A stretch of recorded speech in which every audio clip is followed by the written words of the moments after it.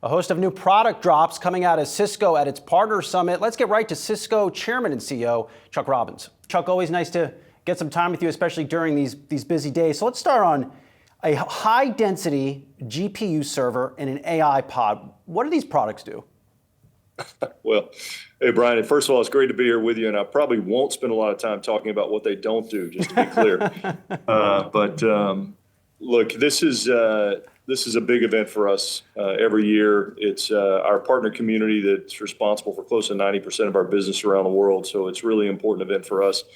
And we've taken the opportunity here to start what is really a rolling thunder of announcements around AI infrastructure.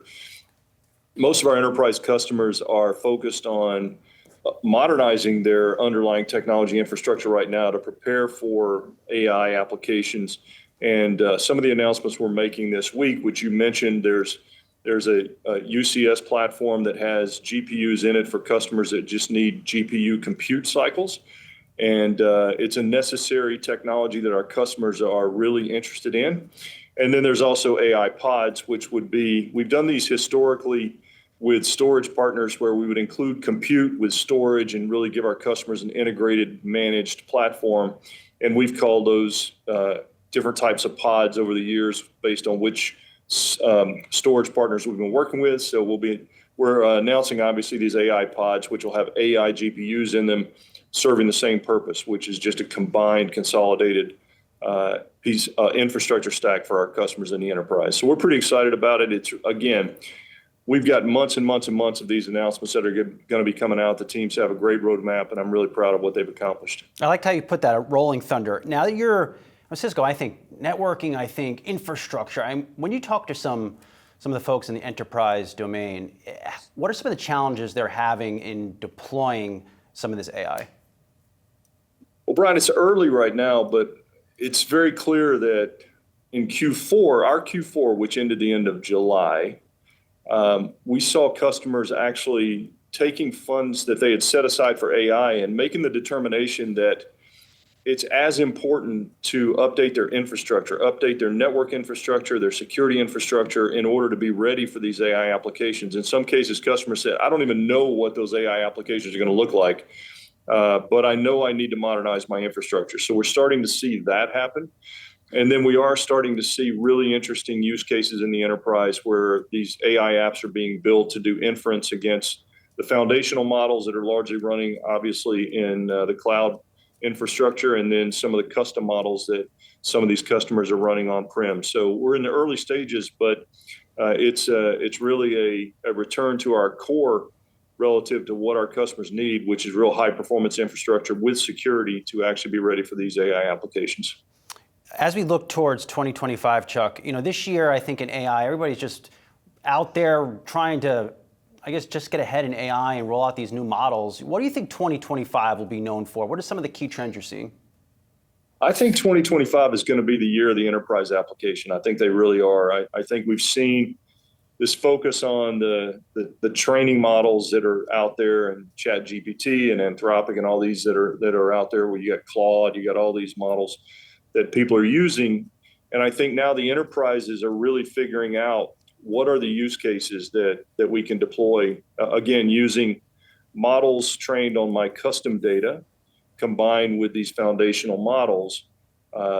Those two things together are giving our customers great insights and actually capabilities to engage with their customers in ways that they haven't been able to before, or to predict what their customer behavior is going to be, or to predict when they may have a failure in an industrial component of an oil and gas pipeline. So I think 25 is when we're really going to see these applications start to come to life.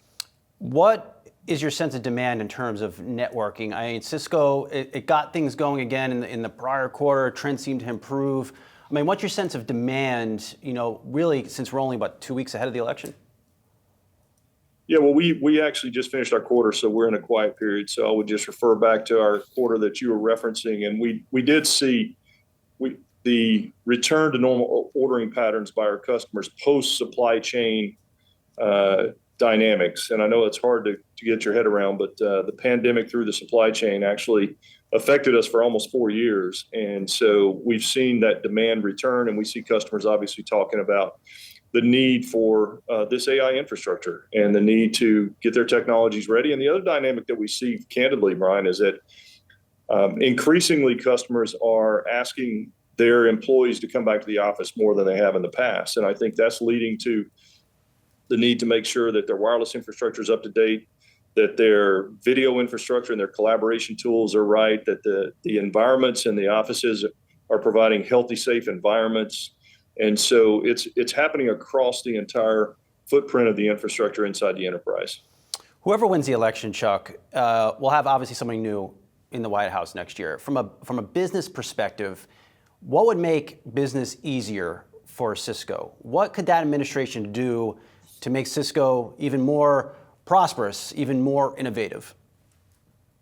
Well, Brian, I think you know what business wants. Business wants predictability. Business wants consistency. Business wants less regulation. We want pro-growth policies. We want pro-growth tax policies. We want pro-growth trade policies. And I think whoever's in the White House, if we can focus on those things, in addition to all the things that are really important for the country right now, like really getting comprehensive immigration taken care of, and that includes really comprehensive. I mean, it's every aspect of it. I think that all those things are important to business, and I think that depending on which candidate wins, I think there's different aspects of that. There's a different subset of each of those that we probably work on with the administration, but there are areas of common ground that we can find with both. And I think much like you, we're anxious to get past this election and move forward.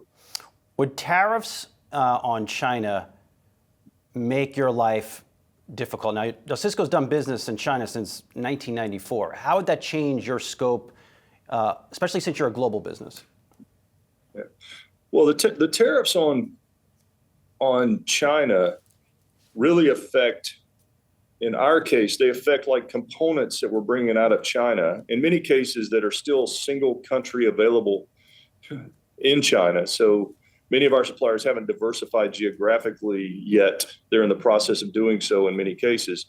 So a lot of these tariffs would apply to components that we would be bringing into the United States, as an example, to actually complete manufacturing of a product in the United States. And so there are a lot of examples today where we continue to do manufacturing in the United States, and we're paying tariffs today on components that we're bringing out of China, which is counterintuitive to what the objectives of different administrations over the last 8 to 12 years have been, which is to create manufacturing jobs in the United States. And so I think we have to be thoughtful, and hopefully whatever administration is in will be thoughtful about how and be somewhat surgical about where they choose to deploy tariffs. But we're very much into creating pro-growth trade policies, and I think that's what's really important for this country. Thanks for giving us some time as always, Chuck. I know you're busy with the Partner Summit. It's a couple weeks before the election. It's year end. It's budget season. You got a lot going on. So we appreciate it. Chuck Robbins, Cisco Chairman and CEO. We'll talk to you soon.